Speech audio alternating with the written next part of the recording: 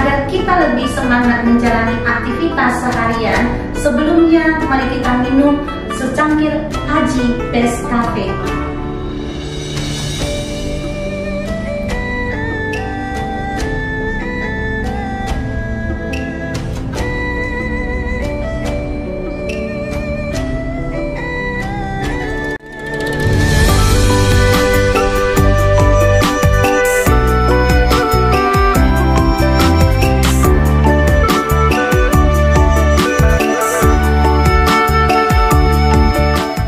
Halo semuanya, selamat menonton video Indo Paulia hari ini.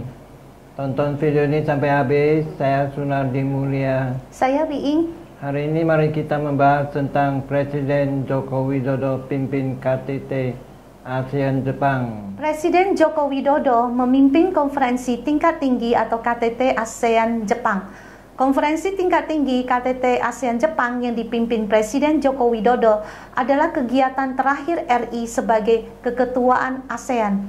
Presiden akan memimpin bersama KTT ASEAN Jepang mengingat Indonesia masih memegang keketuaan ASEAN.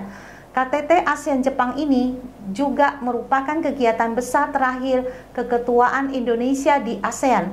Pertemuan tersebut berkaitan dengan perayaan 50 tahun ASEAN Jepang digelar Minggu tanggal 17 Desember 2023. Presiden Jokowi tiba di Hotel The Okura, Tokyo, Jepang pada pukul 9.50 waktu setempat, disambut oleh Perdana Menteri Jepang Fumio Kishida yang kemudian melakukan sesi foto bersama. Usai foto bersama, Presiden Jokowi dan para pemimpin negara lainnya bersama-sama masuk ke ruang pertemuan untuk menghadiri KTT perayaan 50 tahun hubungan persahabatan dan kerjasama ASEAN dan Jepang.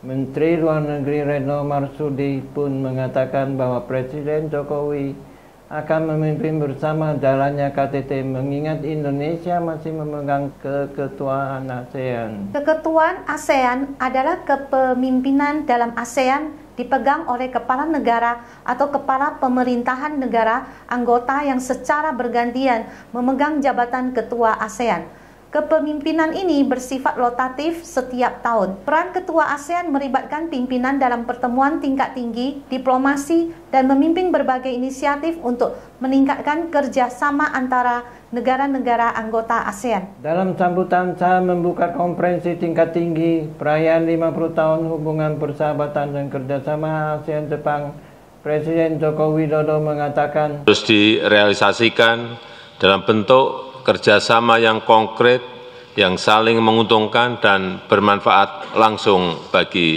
masyarakat, seperti pendanaan infrastruktur, transisi energi, transformasi digital, ketahanan pangan, dan penguatan rantai pasok. Presiden juga mengatakan bahwa Kemitraan juga harus berorientasi masa depan.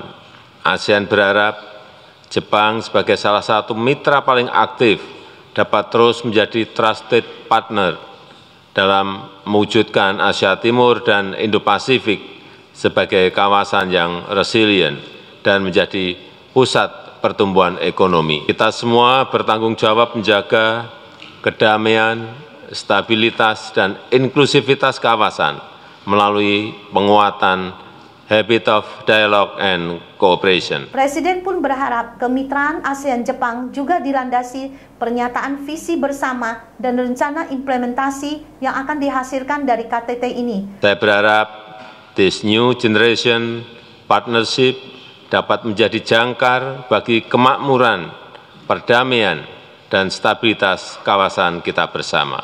Mendampingi Presiden dalam KTT perayaan 50 tahun hubungan persahabatan dan kerjasama ASEAN Jepang adalah Menteri Koordinator Bidang Perekonomian Erlangga Hartarto, Menteri Luar Negeri Retno Marsudi, Menteri Energi dan Sumber Daya Mineral Arifin Tasrif, Sekretaris Kabinet Pramono Anung, dan Duta Besar RI untuk Jepang Heri Amadi. Terima kasih sudah menonton video Indo Paulia hari ini.